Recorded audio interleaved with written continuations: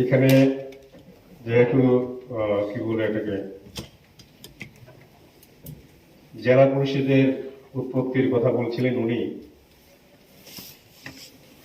সেই সাব কমিটির সকলকে আজকে শ্রদ্ধা জানাই, যদিও ওনারা আমাদের মধ্যে নেই।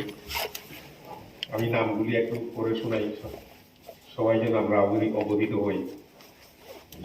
সেই সময়ে যে গোপীনাথ বরদলৈ কমিটিতে ছিলেন, রেভারেন্ড জেজে রিকনস্ট্রয়, শ্রী রূপনাথ ব্রহ্ম, তারপরে শ্রী এভি থাক্কর এন্ড শ্রী মায়াং নকচা, উনি ছিলেন নাগা। এভি থাক্কর ডেফিনেটলি নন ট্রাইবাল। তারপরে জেজে নিকলসে, রূপনাথ ব্রহ্ম। তো উনাদের দৌলতেই আজকে আমরা এই কিনা বলে 6 শিডিউলের কথা, আমরা 6 শিডিউলের যে ব্যবস্থাপনা আমরা কিনা বলে সংবিধানে, ভারতের সংবিধানে আমরা পেয়েছি। ত্রিপুরায় প্রথমত 5th এবং 7th শিডিউল করে 1979 ইংরেজিতে একটা আইন পাস করা হয়েছিল, টিটিএডিসি অ্যাক্ট 1979, এবং সেইখানেও যে আইনগুলির কথা আমরা আজকে বলছি, কাস্টমারি ল, ল্যান্ড ইউজ বিল, সবগুলোই ওই টিটিএডিসি অ্যাক্ট 1979 ধারা 31 এবং 32-এ পঙ্খানুপঙ্খভাবে বর্ণিত আছে। সবচেয়ে দুঃখের ব্যাপার হচ্ছে 1985 থেকে আজকে 2022 যদি গণনা করি, 6 শিডিউল বলবৎ যে হয়েছিল 38 বছর হয়ে গেছে। আর যদি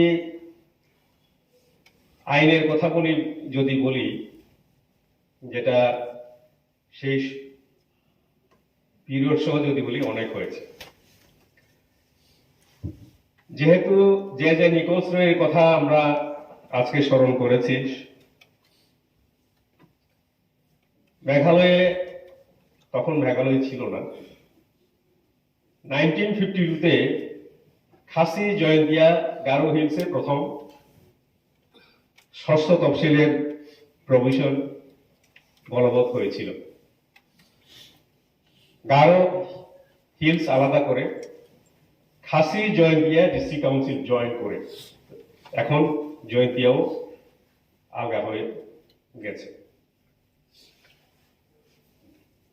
এখানে আমরা কি দেখি, আপনারা যদি খাসি ডিস্ট্রিক্ট কাউন্সিলের ওয়েবসাইটে যান, 1952 সালে প্রায় 54টা আইন পাস করেছিলেন ওনারা। আজকে 38 বছর পরেও আমরা এখনো প্রায় নতুন করে করার মতো অবস্থায় আছি। সবচেয়ে দুঃখের ব্যাপার এটা।